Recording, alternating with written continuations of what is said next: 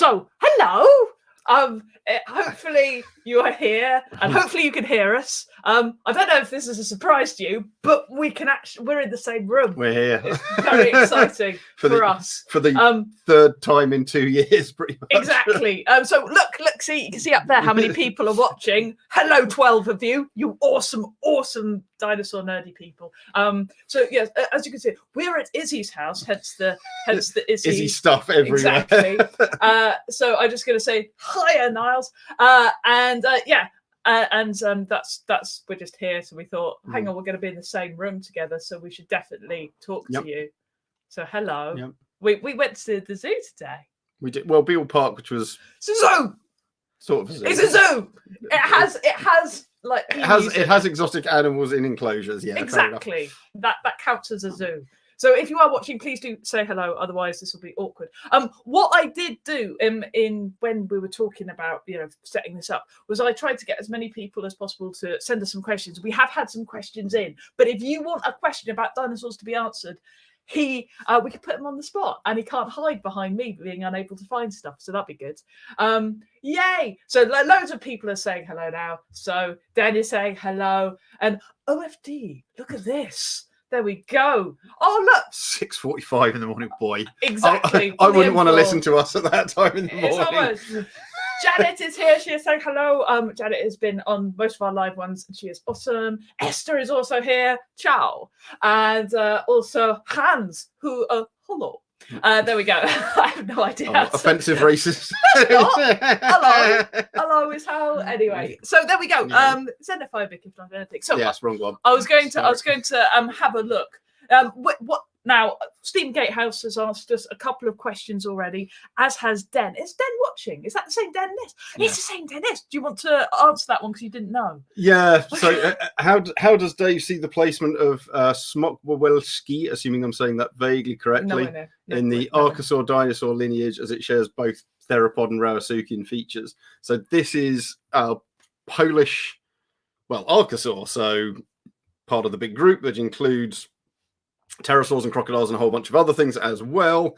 I think it was named in like the last couple of years. I think I saw a few of the bones when I was over in Poland 3-4 years ago. I don't look at features like this, I'm afraid. Well, the short version is, I am out of date with an awful lot of stuff. I don't keep up with the depth of the literature in the way that I used to because I just can't. And so stuff that's in the Archosauria, I don't know. Once you move outside of theropods, my knowledge of the details of the anatomy was never amazing, and it's got considerably less in the last 10 years of not having time to look at this. So I don't know. Sorry. It's a really cool animal. I know some of the people who worked on it. There's some very nice stuff, but I've not looked through the paper and looked at the details of the anatomy. People who have far more time than me can do that work. For those interested, this is what it looks like. There's a picture of it there. That's the reconstruction. That's the reconstruction. Yeah, obviously, I mean, no fossil comes out of the ground looking like that. But yes. Yes, but I think I don't think it's got much of a head, if I remember correctly. But it is cool. Oh yeah, and it's certainly something that's pretty theropod-like. In its general build, though you can see even from that, the pubis is a little odd. The hand with still got 4 fingers on it, or even a 5th. Oh, I've blocked your face out. I quite like that. Wrong way. There we go. Never mind. Yes. Terribly sorry, not a particularly exciting answer. Okay, so let's have a look at another. Oh, hang on. Let's see. We've got another comment. What's this one say? Howdy, what are your thoughts on possible pterosaur nesting behaviours? No, because this came up when we were talking with Adam Rutherford in an earlier episode, because he had that idea, which we all do, that pterosaurs nest on cliffs. Yes. I'm sure things like Pteranodon and Nyctosaurus, these big ocean-going animals that were hyper-albatross-like, were nesting somewhat like seabirds and doing things on cliffs or at least oceanic islands away from predators. We've got a handful of pterosaur eggs, or at least until very recently we had like 3, and now we've got a ton of them have come up from a single bed in northwestern China. Those are all from a single locality, which is seems to be a big nesting site. So we've got hundreds of bones, including babies and embryos and mid-size and adults. So it looks like they're nesting there repeatedly in one place. So quite possibly a colonial nester, but that's one species. They're living in like oases in the middle of deserts. That again is probably a bizarrely predator-free environment. That may not be normal. What we do know about them is that they're laying soft-shelled eggs, soft in a crocodile come turtle kind, or turtle in particular kind of fashion. And in particular means they're probably burying them in vegetation to keep them moist and get them incubated. They certainly couldn't brood them. Would they have to, like, you know, I'm imagining, you see, that they'd actually have to pour water on them occasionally. So they're not like amphibian eggs. No, they're probably doing something like we see alligators do, or like we see a lot of tortoises and terrapins do. So they're digging a bit of a hole, filling it with leaves and twigs, putting the eggs in, putting some more on top and burying it. What they're doing after that, it's hard to say. With my hat on, saying that mutual sexual selection is important for a lot of this kind of stuff, and that we do see mutual ornamentation, at least some pterosaurs, that implies some kind of shared responsibility. Certainly I have a suspicion that they're not laying big nests with lots of eggs, but the reproductive output isn't enormous. So my very tentative personal speculative suggestion would be that males and females are digging a bunch of different nests with just 1 or 2 eggs in each. Okay. There's no real way to prove that. 15 years ago, I started a paper where I tried to work out the logic of what this would mean for investment, and you just have so many gaps in the knowledge that the possibilities get wider and wider and wider. That, I suspect, is happening in at least a few species. I think Janet's got a good follow-up question. So I'm going to ask, so Janet asks, do we know what the main predators were of pterosaurs? This is, and their eggs, if you weren't listening. Or if you just joined us. And did something predate eggs? Is there no way of knowing? There's not a lot of ways of knowing, unfortunately. I mean, the pterosaur fossil record is appalling at the best of times, because the bones are so damn fragile. We do have some with bite marks on them. So there's Cryodracon, so the giant Ashdarchid that I named a few years ago, famously has little scrape marks and even a shed tooth from a little carnivore. There's a Velociraptor from Mongolia I described with an Ashdarchid bone inside it, but I think that was almost certainly scavenging. There's some neck vertebrae of one with a Spinosaur tooth shoved through them. And there's a Pteranodon with a shark tooth stuck into them that I helped describe with Mark Whitten and Mike Habib. I'm just going to say, for everybody who sort of says, the Spinosaurus actually was an aquatic predator, ate a pterosaur. Snapped it up. Well, Didn't do that underwater, did it? A Spinosaur ate one. Yeah. Probably. Counts. Yes, definitely. After that, that's almost the entire record of pterosaur. Well, one with a couple from Germany, which have been taken by fish. We've got the fish stuck around the pterosaur wing. But in general, what took them? It's like 5 data points across 150 million years. It's not a lot to say. And the eggs, again, until the recent discovery in China, we had like 4 eggs in 250 years of looking. It's not a lot to work from. No, but you can look at like what eats eggs now. It's things like snakes and but that's the thing. Mammals pretty much anything. Antelope will eat eggs if they come across them. Most big birds will. Most small mammals will. And lizards and snakes. And so I suspect everything ate pterosaur eggs if they could find them. Just want to say we've got a Floridian watching. Hello, Floridian.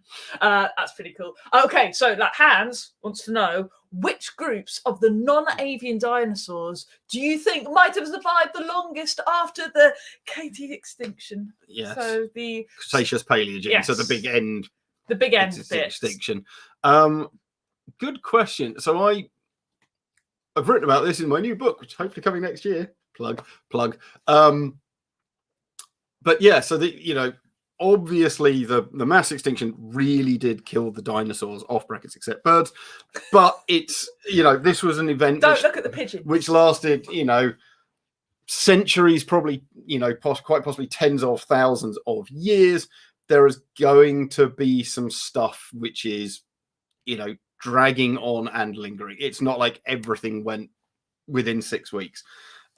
We do know that a bunch of the ground birds, of the birds that did survive, the ones which were kind of chickeny, pheasanty, partridgey things, were the ones that did relatively well. Well, in terms of ducks also got through in terms of the numbers of lineages. Logically makes no sense, because you think that the small birds would have done well because they could fly, but then the pterosaurs died out. Yeah, so flight has been considered. I think it probably still is a real bonus for this, because obviously if everywhere's devastated and if you can fly around and see where to go, that's not looking so bad, and fly there pretty quickly, that's a pretty good thing to be doing.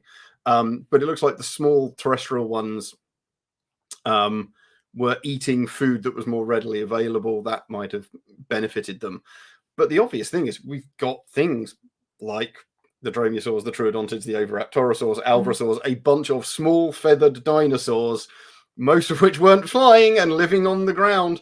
You'd think that they've got a whole bunch of those similar characteristics in common. Yeah. And if you had to pick a candidate that therefore was affected ecologically in a similar way, those fall into that category. So I would bet some of them. It's hard to imagine that, like, you know, oviraptorosaur or whatever would be beaten by a duck. But apparently chickens... Well, one of the big problems is in that kind of environment where so few things are going to survive, there's very, very little food. So the smaller, the better. And a decent-sized oviraptorosaur is bigger than us. And even the mid-sized ones...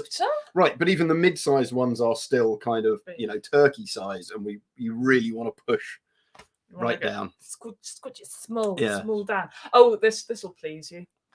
What's the title of the new? Well, the title of my new book is called Billy Swift Takes Flight, which is not. It's about Spitfires, which are a bit like pterosaurs in wingspan, same wingspan as a Quetzalcoatlus. Anyway, mine is called Billy Swift Takes Flight. It is out in September. Dave. Mine is called, I think, The Future of Dinosaurs, because I've been arguing with the publishers over the title forever. I've got a sneaky suspicion you can actually find it listed on Amazon yet, but it's still with the publishers. We hope to have it out in March next year. March next year, guys. I will obviously be plugging it massively as soon as all of that's finished. We'll be having special episodes. Don't worry. Yeah. Oh, yeah. You'll hear about it. There also might be a dinosaur paper coming out over the summer. There might be extra episodes on that one as well. Fingers crossed. Hopefully, if we can get it all. So now this is a really open one. But Samuel wants to know, what are some of the most mysterious or least understood dinosaur fossils found? So what's a fossil where everybody going, what is that? What is it? As a group, and the obvious answer is actually the Scansoriopterygids, which of course we did an episode on very recently, kind of to make that point that they're so new. So EQI. Oh, okay. I was going to look. Yeah, look my Google searching. Got as far as SC and it popped up. So Scansoriopterygidae. Well, that's Epidexipteryx. That's not a bad one. Well, I'm going to do the cool photo. Yeah, well, that's there we go. Emily Willoughby's version of EG. There you go. With like the pseudo bat wings, but then with feathers as well. So cool. I'll find a good. So they're they're really pretty mysterious. They've got rulers coming out their butts. Little flat weird feathers. Yeah. I mean, the risk of being that's Epidexipteryx. The risk of being too odd, almost all dinosaurs are to a certain degree. Even tyrannosaurs that we've put a lot of research into and put a lot of time into, there's dozens of specimens which haven't been studied in detail. There's several very important species which have barely been looked at. I think I'd say the amargasaurs, so the weird short-necked, short spiky-necked sauropods. Like, there's very little being done on them. They're really quite strange things. They belong to a group including the diplodocids, which of course really long-necked. I'd love to see more done on them. They're one of my favourites. I mean, a stumpy-necked. A short-necked thing of something that should be long, and it's short and it's small when it should be big, and it's got weird spines on its neck when none of the other sauropods go in for this kind of ornamentation. It's pretty cool. I mean, because the whole point we discussed having a long neck and why that's good for sauropods. It's a bit like geese. It means that they can basically eat without having to move very much. Yes, and Henry Hoover. I mean, the elevation is still probably important in a lot of them, but it's not just elevation, which I think a lot of people think it is. I think our episode, I'm not sure if it's on an upcoming special episode, but we described the lack of sauropod skulls, which has a very amusing cartoon-like thing of, if a sauropod dies, it falls, And because its skull is really light, because obviously it's pneumatic and it wants to be at the top of this thing, you don't want to put a lot of, weight at the end of a beam. Exactly. Yeah. So you have to imagine every time a sauropod sort of collapses and dies, its head flops to the floor and smushes. So that's why we don't have any. I think that's why we don't have any. It's sad but fun. Now this is what I want to know, Dan. Yes, I know. We've been asked this repeatedly. Will we see eventually? I mean, there are about 40 major clades of dinosaur. We've only done 40 episodes, and we certainly haven't done a clade an episode. So we'll get Stegosaurus and the Stegosaurs have been on the list since before we even started this. It just keeps getting shunted back because other things come up. It's coming at some indeterminate point. We will. So everyone needs to stop asking about when are we doing Stegosaurus. Okay, this is a good question from Hans again. By the way, feel free to answer. It doesn't have to be just Hans. He's getting all the great questions in. But this is quite interesting. The smallest known bird, which I believe is a hummingbird, the hummingbird, is very tiny compared to the smallest known non-avian dinosaur. There's almost an order of magnitude difference. Is there a biological or that's a taphonomical? Good word, Hans. You made me look stupid. Reason for this. So taphonomy, since not everyone knows, is effectively the study of the process of pretty much everything from the point that the animal dies, becoming buried, becoming a fossil, any changes that it undergoes, becoming mineralized, and then changing over time until the point effectively that we discover it. Is he asking about giants in the past? And how things become bigger, because there's a people who believe that the things in the past were bigger and were actually shrinking or something. That might be that. Never I don't think heard that's of you, that. Hans. No. So I mean, part of the question he's asking is, are we just missing very tiny dinosaurs and birds because we can't find them because they don't preserve? I suspect the answer to that is no. Although we see a lot of shrinking in dinosaurs, there's on the lineage 2 birds and within the early birds, there is a clear process of them actively getting smaller and evolving to be smaller and smaller. I think by now, particularly with places like Liaoning in China, where we get all these super preserved fossils, we'd have turned up a very small. We've certainly turned up tons of babies and eggs and embryos that are the size of modern hummingbirds and things like that. So it's not like in those environments, at least, we can't preserve things that size. So it suggests that they're either super rare or genuinely absent. Is this because there are other creatures taking up that niche, like other baby dinosaurs, but also no, dragonflies? Probably not. I mean, there's the possibility that there are pterosaurs. So there's been a whole bunch of papers at various times arguing that birds cause the extinction of smaller pterosaurs or things like that. At least part of that problem is people tend to look at adults, and we know pterosaurs are independent at very young ages. They're flying around and hunting and doing stuff. So they go, oh look, all the small pterosaurs have gone extinct as the birds turn up. Sure, but even small and mid-sized pterosaurs, things like Sinopterus with the 2-meter wingspan, its hatchlings probably had this size wingspan. That's in the realm of birds that we've just argued it's not competing with, except they're totally there and we even find them. So I don't think that that's part of that process. So it's possible that those niches are being filled by the young pterosaurs or bigger pterosaur species. Is there a biological reason? Possibly. It just takes time to evolve to be really small. Just as there are problems being very big, there are problems being very small.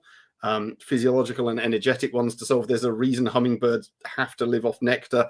They just burn energy at a phenomenal rate. If you don't have the plants available producing very high quality nectar in large quantities, you're not going to be able to support hummingbirds. Also, they run hot. Yes, they do. So yes, I suspect it's, as ever, a bit complicated. I'm just going but I think they're genuinely absent. Answer this question. Shut. It was because of oxygen. That is right. That is definitely at higher oxygen levels. I'm making stuff up. Yeah. Good. So this one's a good one again. It's Neil's again, because why not? He's asking all the questions for you guys. So were dinosaurs already dying out before the asteroid came? The asteroid just finished them off. Yes. I'm going to be careful with my answer here because I have some quite good friends on both sides of this argument, and I don't want to upset everyone. I can honestly say I've not read these papers in detail, and I am not an expert on things like that. And so yeah, you can't do this remotely anymore. No one should pull faces at me. I can't do anything about it. So with that caveat that I have not read into them in depth, as far as I can tell, the two kind of general arguments about the dinosaurs in decline is a lower speciation rate compared to extinction rate for dinosaurs, and or a decline in certain localized areas. We don't have great resolution close to the actual boundary and the point of impact. We have a few sites. It's not like we have hundreds or thousands, so that's hard to read. You know, a few local sites showing low diversity or showing a lack of, you know, a trend towards lower diversity is not necessarily something universal. Even if you have low diversity, it doesn't mean that you're necessarily doing badly, so to speak. You know, there are not many elephant species. True. 3. Until recently, which of course massive human intervention, you know, there were millions and millions of elephants in Africa and all across large swathes of India, China, Sri Lanka, down into the upper Indonesian islands, in, you know, and a bunch of other places as well. So low diversity does not mean that a lineage is doing poorly or is, you know, on the way out or doomed, or low populations or any of the rest of it. Just means look at humans. Yeah, we're the last of the big apes. And similarly, even a big pattern that is showing a big drop in diversity over an extended period doesn't mean they're not going to bounce back and recover. You know, we've seen things, if you look through the fossil record, you know, marsupials obviously used to be way more diverse than they are. They've cut down quite a bit, but, you know, they still absolutely dominate one continent. There's a couple of dozen species in South America. We don't know that the result of global warming isn't going to result in possums in South America going ballistic and filling tons of new niches and rebounding and expanding. You heard it here first, people. Global warming is very good for kangaroos. But I think either way, I don't think any side, inverted commas, of this discussion would disagree with the fact that even if dinosaurs were in a serious long-term decline, there was no clear indication that they were going to go extinct or that they could not recover when a dirty great rock about the size of Manhattan hit the Earth about 9 times the speed of sound. And so it is, of course, interesting, but to a certain degree academic, because we do know what actually killed them. Yeah. And it was that. Well, it was the climate change brought up. My suspicion is that they weren't in decline very much, and that most of that thing that we're seeing is a combination of limited sites and limited data and potentially some oddities in those localities. Okay, as we just talked about limited sites and limited data, we've got a question here, which is not that tough one, or maybe it is. Maybe I'm wrong in thinking this. Do you think we've likely discovered most of the main dinosaur groups, or have we only scraped the surface? Will we be finding new species every year? Thanks, Carl. I think we found most of the major groups. I mean, you look at our Scansoriopter rigids, you know, we've known them, you know, 20, 25 years at this point, but they now appear to be an off branch of the over-out pterosaurs, which we've known about for a lot longer. The alvarezsaurs, we only really got going on them in the 1990s, but once we'd identified them and had a good understanding of what they were, we realized that some stuff that got dug up in like 1908 was that? Oh, it's those are we now know what alvarezsaurs are, those odd little bits of bone that we can never quite work out what they were. They were misidentified as owls, weird Cretaceous owls for a long time. I'm going to get a picture of a little ant-eating alvarezsaur. They're actually alvarezsaurs. Look at that second. Yeah, again, I spelled it wrong. Spelled it wrong. So yeah, I suspect there are probably a few major groups out there that we haven't actually found. I think there's very good reasons for the fact that we haven't found them, and I'm not sure we ever will find them. They're kind of hypothetical in that regard. I'll save that because there's a chapter in my book on this. Oh, for goodness sake. Plug.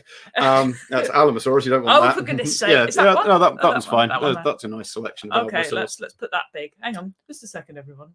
Oh, that's not the right thing. I want that one. Okay, hang on. hang on. I'll do You can do that. Well, it's not even that. It's not even that. It is. This is opened up in a new window, and I want it to open up rather than. There we go. You know, there. No, that's done it again. Start it again. Hang on. So amongst yourselves a second. Yeah.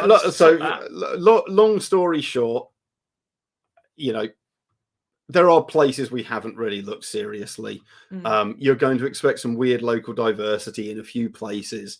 You know, we haven't dug up that many dinosaurs from Australia, for example, and there's clearly lots more coming from there. We've started to explore some new beds in places like Ecuador, particularly early on in their evolution. Could well be some odd little groups that popped up that we just haven't seen yet. I wouldn't be at all surprised if we found some. But if you look at, you know, the last 50 years of discovery, where we found dozens and dozens and dozens of new species, particularly exciting new areas like Liaoning and similar beds, we're finding representatives of things we've already found. And even if we find something that superficially looks very, very odd, it often turns out we've already got stuff like it. But the Scansauropter rigids, I know that they're related to other things. Yeah, they're probably the closest thing. But, you know, have we found the dinosaur equivalent, terrible analogy this is, of aardvarks or platypus or manatees? No. But who knows? You know, we've there's odd things like Halsgaraptor, which I'm not saying quite right. This recent discovery from Mongolia, which is very close to birds, but appears to be swimming around a bit like a grebe. Very, very interesting, but part of a recognized group. Sorry, that's me swimming around a bit like a grebe. Yes. You haven't quite got the normal hair, which would be a better representation. I should have done my hair up. Yeah. We were eating noodles about 5 minutes before we went live. It was very dramatic. Yes. So yeah, a bit maybe. So let's do Karen's one, because this is a food one. Do you know anything about dinosaur diseases? Do we know, is there proof of any? How would a paleontologist find evidence of disease? Also, say hello to Alfred. Hello, Alfred. Hi, Alfred. Also, Alfred, who is age 9. Don't swear. I didn't. Good. Hey, Alfred is not a swear word. That's true. That is true. Alfred is a good name, though. And 9 years old is just enough to be reading The Unstoppable Letty Peg. So go, Alfred. Ow. So dinosaurs. So I know that we've talked about in the show about parasites in jaws of dinosaurs and things like that. Yeah, so there's a bunch of tyrannosaurs with basically holes in the jaws, which were attributed to trichinosis. I can't remember. There's a parasite that you get in modern predatory birds. It does something very similar. It's attributed to this. I have to admit, I was really quite skeptical of this, because one of the big reported ones for this was Sue. So the famous big T-Rex is in Chicago. I then went to see Sue and had a really good look at those holes in the jaw and went, oh, this is a lot more convincing than I thought it was. I'm still not sure it's very certainly not that species has been knocking around for that kind of period of time. But it's that kind of thing, in the same way that, you know, breaks of bones leave certain key indicators of healing on them. And so if you break a bone and we go and look at your bone, you'll see actually very similar patterns to things like that on dinosaurs. Various diseases like cancers, like deep infections into bone from some nasty scratch or something like that, then get into the bone and infects it. Stuff like arthritis, they show fairly characteristic changes to bone surfaces and bone textures in things like humans and mammals, but as well as birds and crocodiles and lizards, and we see those in dinosaurs. And so we can try and trace them. I think a lot of time it gets overdiagnosed. So people are like, oh, it's this exact one for this reason. And some bone textures indicate 50 different diseases, which have vastly different origins in terms of what they're doing. And so actually picking between them is near as damn it impossible. And of course, who knows what other diseases dinosaurs may have had. But we can start to piece some of this stuff together. Because we talked a little bit about predator traps and how a lot of these may show that, you know, an animal has infected the water and other animals eat that and then die in it as well, rather than just being trapped there. Botulism, that sort of thing. Yes. I was thinking. Yeah, so that's at least a possibility, but that's a very rapid poisoning that isn't going to show anything deep into the skeleton. But the fact there's a predator traps that we find them that seem to be predator traps might show that. That's my. I'm useful. So there we go. So this is a. There's one a bit further up. Which one? No, up. Sorry, Did I sorry. miss one? Sorry. That one. Right at the top. No. Oh yeah. The snakes and the. Yes. Sorry, Harry, I missed you out. So we see snakes and lizards shed and birds molt. Is there an indication in the fossil records how they handled the transition? He's got this second part. There you go. Yes.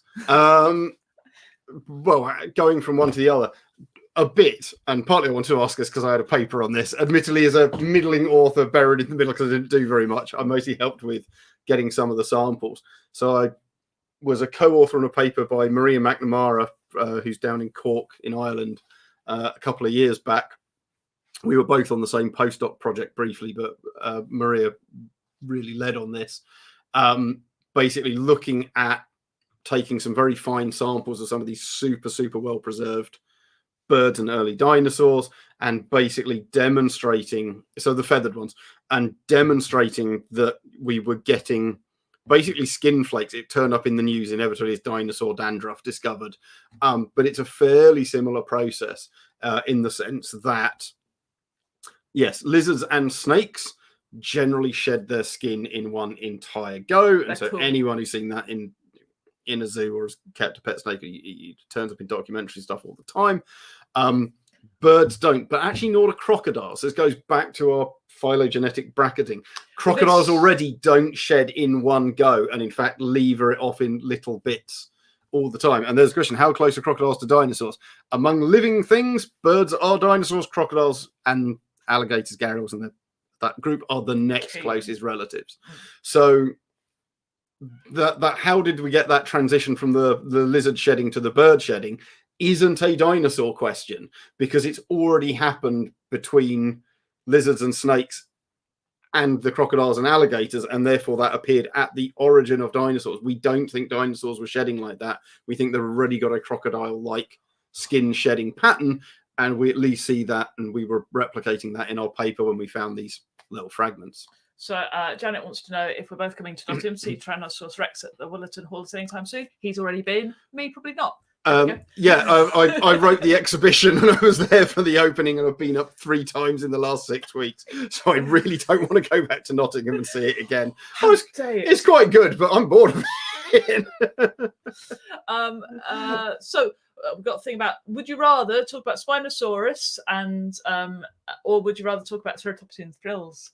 We'll do one then the other. Do Ceratopsian first. Ceratopsian first. Here we go. Do you think Ceratopsian frills were coloured or patterned, or was their size and shape, or was it their size and shape that was an important factor for sexual selection? Are the frills just about sexual selection? There's mostly, so as I'm always fond of saying, it's not just classic sexual selection. You've probably got, I prefer to call it socio-sexual signalling, because we know that social dominance, in other words, I'm biggest and best, and this isn't about sex, it's about I want to drink at the water hole and I'm bigger than you, so leave me alone, and you can tell that because of my giant frill, is linked to all of that stuff as well. Sexual selection almost certainly dominated, but it's not the only thing that's going into it, and particularly when the horns on the face, at least some of those are almost certainly using them to fight off predators as well as potentially each other. So again, there's mixtures of selection operating. But the Ceratops in particular, the frills and the horns are to attack each other, because some guy, researcher you told us about in that Andy episode, Farkey. his paid job was to get Ceratops. Actually, I think he's one of those PhD students who probably wasn't paid very much at the time. His actual academic work was to get toys, Triceratops, and do mash this them together, with them, pretty much, and see that if that's what they were trying to do, and if the frill actually protected them against that, and it did, and it's not that much use against a big old T-Rex. Bit of use. Well, it would have definitely been better than nothing, but I don't think that's why they evolved. Got exposed neck. Yeah, and other weak points. So frills fundamentally were sexually selected structures. That's true. I would expect as part of that, for a lot of them, they were brightly coloured. It is to my constant irritation that you see really, really, really good high-end dinosaur models being produced, and then the patterning is insane. And one of them is, here's a really brightly coloured Ceratopsian bum, but its head, which is the giant billboard, is a boring color. And it's like, I'm sure not all of them were brightly colored or brightly patterned in the sense that big contrasting colors like black and white stripes or spots or something like that, but I'd be willing to bet a lot of them were. And so it's really rather odd that people don't color them more for documentaries and models and toys and stuff. My personal suspicion is a lot of them were brightly colored. Do you want to do Tyrannosaurs and the Spinosaurs, or let's do the Spinosaurs? Let's do the Spinosaurs. Let's go. Hang on, I'll find it. Yeah, it's there. You're already got it. Is that it? No. Yeah, that's it. The game-changing news. So Tom says this is going to wind him up. Have you heard the potential game-changing news on Spinosaurs? And do you see yourself changing your mind on whether it was an aquatic pursuit predator with its massive sail on its back? Obviously, it wasn't. That's what I want to say. So I haven't heard any news from that team in particular. I know of a bunch of Spinosaur papers which are being worked on by various people, which I won't say where they're going with them. No, but I know of at least 3 papers on the go by 3 different research groups at the moment that, to my knowledge, do not include Nizar and his close research team. So if there's another one, then there's another one. But there's a bunch of stuff coming on this at the bare minimum from a bunch of different people. I am always open to changing my mind with good evidence. That's what all good scientists are. And I know that's a cliche to say that. Go, well, of course I'm a good scientist. Yeah, but I am. We've done this with I've done this with Nanotyrannus many times. You know, like, I'm happy with the idea, but the evidence is massively lacking. I think it is very, very hard to argue convincingly that this thing is going to be an aquatic pursuit predator. As I did in my big long paper, and as we covered it extensively on the podcast, and you can read the paper and you can read my blog and other things that I covered on it, you have some fundamental problems. Really big animals like this are slow swimmers. Nizar's own paper said they think it swims much slower than crocodiles, and various studies have shown that crocodiles are, in the grand scheme of things, pretty slow swimmers. They're fast over like a meter. Well, right, and that's a lunging form of predation. That is burst swimming, which is totally different to aquatic pursuit predation. So, and then you've got the drag stuff, which I've brought up. I think you'd really, really struggle to get this thing to cut down the vast amount of drag that it's going to have, and then find all the extra muscle power to get it to be quick. So that's a big old frill. Yeah, I mean, you know, classic aquatic pursuit predators, and there's quite a lot of work on this, actually, ironically, particularly in marine reptiles. It's things like ichthyosaurs. They're built like dolphins and tuna. This isn't. It's just not shaped like that. It's just not shaped to produce that kind of high speed. It's built like something like a mosasaur or a monitor lizard or a sea snake or a crocodile, and they're not fast swimmers. And it's that relative thing. Yes, they'd be much faster than me or you. They would be close to the speed of crocodiles, which are terrifying in water, and I want to go nowhere near them. But in the scale of speedy swimming things, these are not fast. You know, most fish would be much, much faster. And that, you know, that is ultimately the big problem. And so, yeah, if I'm totally wrong on the drag and it's completely miscalculated, if they got a ton more muscle power than we thought, if the hydrodynamics work out, that you can really generate a ton of extra muscle power from the body alternation, and if the water turns out to be deep enough, all of that stuff, you know, would start to come back. But even then, I will point out, you still have the problem that, for example, we've got Roman Amio's work from the early 2010, 2012, showing we have loads and loads and loads of Spinosaurus teeth with an isotopic signature that they fed exclusively on land on terrestrial prey. That doesn't easily match with aquatic pursuit predation. Maybe. At the bare minimum, you've got to have this animal eating stuff that is both terrestrial and aquatic. Or maybe it just made a very, like, you know, it made the sea look like, maybe it rested on its side to make its frill look like land. And then loads of terrestrial things came on it, and then he flipped it up, and as they were trying to swim away, it chased them. And there you go. That works. But I mean, and as a relevant point, you know, you rarely get with any kind of thing like this in paleontology or ecology generally, it is rare that you have like a thing which is the answer. You know, these big ecological puzzles have lots and lots of different lines to them. And that was kind of the point of the paper they did with Tom Holtz, was to cover all of this, because there is stuff on the teeth and stuff on the jaws and stuff on how the neck works and the density of the bone and how it sits in water and drag and pneumaticity and muscle power and arm mobility and leg length and the environment and the fish and the species, and it's all tied up together. And it is very rare and unusual for there to be such a thing in ecology as, here is the one data point or one idea which absolutely overrules everything else. And personally, I cannot conceive of the one thing which would solve all the various problems that we pulled out, or would trump them in a, haha, it doesn't matter that the isotope says this, and you've got the problem with the leg length, you've got the problem with the frill, and you've got the problem with the drag. It's this. His case rests, Your Honour. Well, right, no, but the case will rest when we've all sorted out and looked at everything. So but I've seen stuff like this floating around on Reddit and Twitter and other places, that there's this paper which will solve it coming. And I bet it won't, simply because it doesn't work like that. And these are all rumors flying around that no one knows anything about what they are. It might be able to sort of say, oh, okay, it doesn't do that, but there are little features which, you know. Well, right, but that's what we need to talk. You know, yeah. We had this in our dinosaur papers episode. You know, it also works like, and I've said this many times, I was very careful to say this, I think, in our podcast, but also in my blog. My paper with Tom Holtz is not the answer. Don't say this is now the status quo just because it's the most recent one. Just you. No, but you know, that's you know, and we've tried to make that very, very clear, because I've seen people doing that and going, oh, well, this is the new paper, therefore it's the answer. It doesn't work like that. We are not immediately right because we're the most recent, and if they publish a paper tomorrow arguing with us, they are not immediately right and we're wrong. Okay, shush, and say hello to Charlie. Hi, Charlie. in Brisbane, oh boy. Brisbane. It's early morning, presumably. Very early morning. Very early. Yeah. Charlie is up going, going, good day.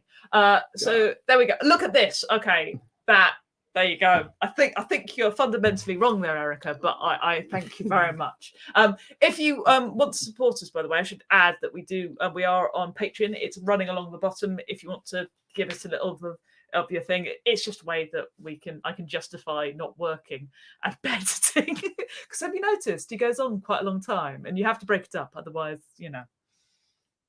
Now he's going to sulk in silence. Oh, like I'm going to sit in silence. Yeah. Yay! Look at that. You made his day. That's lovely. Woohoo! Cool. Right. So, guys, we once again run over how long we wanted to do. Only this time by 13 minutes. Yeah, we always say we'll do half an hour. Exactly. So I'm going to. There you go. I have no idea what to do. Hello. So thank you so much for your support. It really does mean the world to us.